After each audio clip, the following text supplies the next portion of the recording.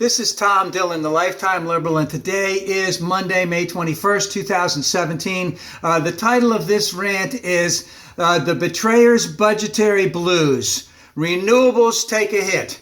So Reince Priebus left Saudi Arabia. Maybe it's because of the budget that's coming out this week. Maybe he's getting ready to fire someone. But the budget is coming out this week.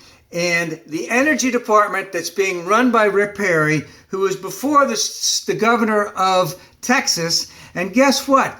Texas is the greatest producer of wind energy in our country right now. But the budget that's coming out, of course, it's nothing with him. It's all coming out of the White House, is that there's going to be a 70% reduction in the budget for renewable energy.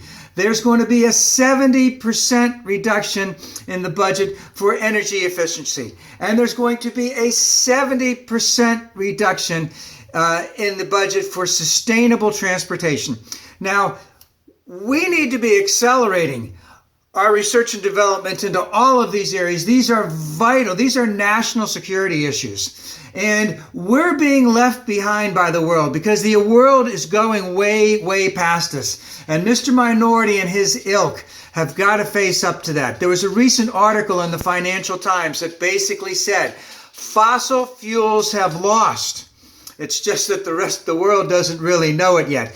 In terms of of investments in renewables, it's greater than what is in fossil fuels. The United States is losing to China. The United States is losing to India. The United States is losing to Europe. And both India and China will reach the Paris Accords much sooner than the United States will in terms of reducing emissions. And of course, they're heavily polluted. I mean, it's going to be bad in those countries for a couple of years, but they're making significant strides. They're working very aggressively and assertively to make it. China, as an example, has cut back over 100 planned coal power plants in the last couple of years. The United States maybe will have 5. Of course, the United States isn't producing as much, but again, that coal is dead. And again, because India, China, Europe, they're accelerating towards renewable. By 2025, I think it was Norway anticipates that over half of the new cars sold there will be electronic vehicles. In 2008, you could barely get an electronic vehicle in the United States. And the rate that they're growing now is exponential. It's going all over the place. And of course, the big thing about all that is the incredible growth that has gone on in this battery storage industry, so to speak.